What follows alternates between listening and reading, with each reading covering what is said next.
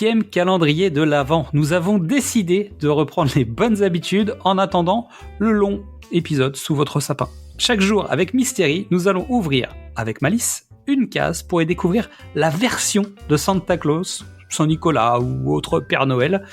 Donc en se posant la question, quel est le costume du jour ? Aujourd'hui, avec Mystery, nous avons choisi un costume pour notre petit Papa Noël. On l'habille, on le déshabille, on va avoir des problèmes avec la justice. Cette fois, c'est Alain Chabat qui enfile le costume et il nous signe un film de Noël à la française. C'est vrai qu'en fait, quand tu réfléchis, on n'avait pas de film de Noël à la française. Salut Mystery. Hello. Ça va ? J'ai besoin de vitamines. Vitamine C peut-être, non ? Entre autres. C+, la vitamine C+, la vitamine des Gugus. Oui, alors Alain Chabat nous a fait un film de Noël. Moi, je dirais une bande dessinée de Noël en film.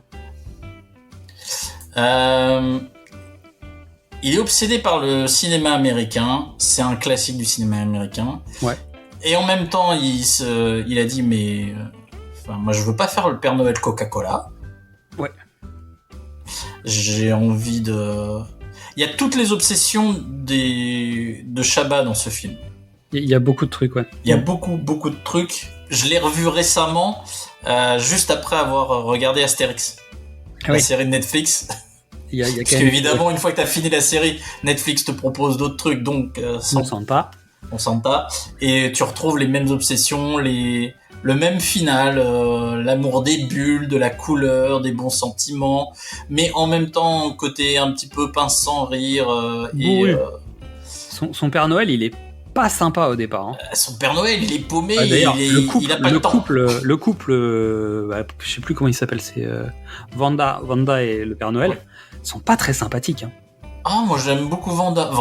Audrey Tautou, Vanda, elle est géniale. Oui, non, mais elle est bien, mais tu vois, c'est un couple de vieux, quoi.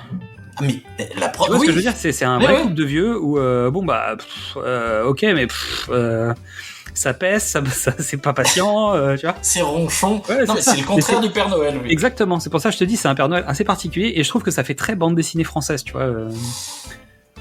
De cette espèce de personnage ronchon qui est jamais content, et qui est pressé, qui veut pas attendre, et machin, et qui, en plus, il est premier degré, surtout. C'est-à-dire que j'adore ses insultes. Et les insultes dans le film sont géniales. D'ailleurs, c'est mon argument du jour.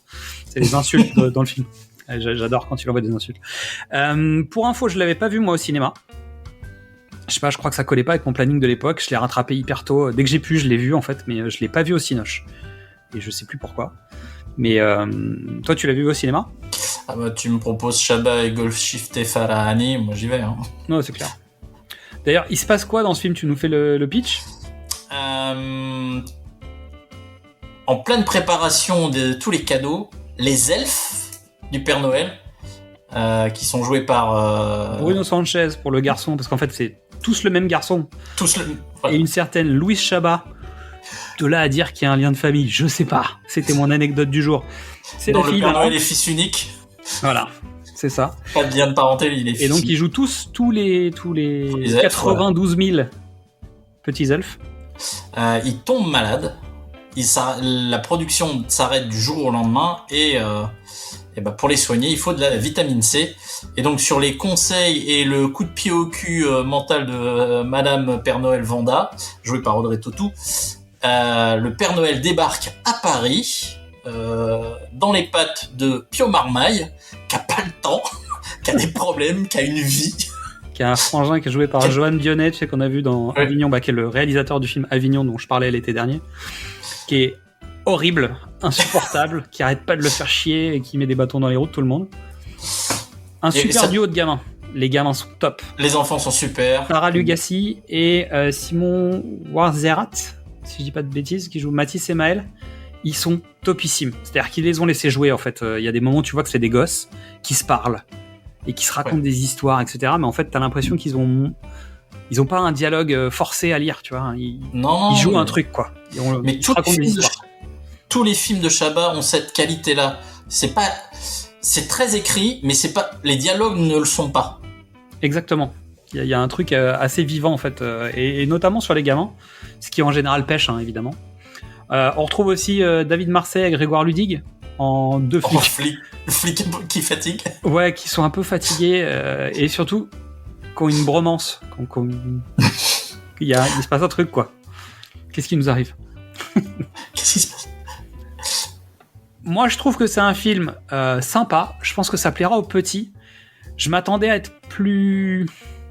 me marrer plus, en fait. Et quand je suis sorti du premier visionnage, j'étais un poil déçu parce que je m'attendais à une sorte d'Astérix avec le Père Noël, quoi, tu vois. Et en fait, évidemment, c'est pas ça l'histoire. Non. Et c'est pas une comédie où tu te poiles non, tout du long. Justement, c'est une comédie, c'est pas un film comique. C'est ça. Tu as raison. Non, tu as raison. Et c'est le côté tendre de Chabat qui... Voilà. Qui est un film très mignon malgré tout. 22 millions. Ça se voit. Ils sont à l'image. Parce qu'il y a des films quand même. Il y a des effets spéciaux, il y a des machins, il y a des trucs. Je veux dire, t'en as pour ton argent en termes d'effets spéciaux, de décors, de machin. Le film fait 2 millions d'entrées quasiment. Et il sort 17 millions à l'international. Ce qui est pas mal. Donc il est sorti le 6 décembre 2017, en face de Paddington 2 de Paul King. Ah ouais, bah là, ouais. C'est dur, hein. Sachant que, autour, Star Wars, le dernier Jedi de Rian Johnson, et Coco de LeeUng-Creek et Adrian Molina. La concurrence, elle est rude, hein. Non mais tu vois, je veux dire, on a envoyé le blockbuster français aller se battre contre les Anglais. Contre les deux grosses productions Coco et Paddington 2, faut quand même y aller, quoi. Donc chapeau pour ressortir à 2 millions, c'est pas mal. Après c'est un achat bas, hein, pas non plus, tu vois. On va pas se mentir, c'est le lourd qui arrive sur le marché, quoi.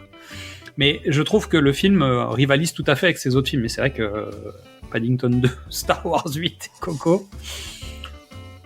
Non mais c'est bien. Parce que finalement, en France, comme je le disais quand on a ouvert, on a peu de films de Noël en français. Et c'est un vrai film avec un Père Noël. Moi, je me souviens de celui avec Karen Cheryl, quoi. J'ai rencontré le Père Noël. Donc t'imagines que... Bon. Eh oui. Ouais, qui est un sorte de téléfilm de Noël, hein, que j'ai vu au cinéma. Qui est sorti au cinéma, je pense. Mais ça fait téléfilm de Noël. Et c'était dans les années 80, tu vois. Donc depuis, c'est pas... non, mais c'est-à-dire que la production américaine noie tellement le truc et... ça dégouline dans tous les sens que... c'est clair. D'ailleurs, on va voir on a essayé pendant... Non, mais tu vois, pendant le calendrier, on a essayé de placer des films français, on a essayé de placer des films un peu différents. On a essayé de faire une programmation, l'air de rien. Alors, on a acheté ça un peu à l'arrache sur un bout de table, mais on a réfléchi un petit peu à notre programmation. Donc, si vous trouvez comment on a organisé la chose, n'hésitez pas. Toujours est-il qu'on recommande d'aller voir Santa et compagnie. Yep. Eh bien, merci à toutes et à tous pour votre écoute. Vous pouvez nous retrouver sur Facebook, Instagram, TikTok, YouTube ou Letterboxd pour nous dire ce que vous pensez des films du jour. Vous pouvez aussi écouter nos 4 saisons précédentes des calendriers de l'Avent en cherchant les films de l'Avent sur votre plateforme d'écoute. Et on se dit à demain pour un nouvel essayage de costumes.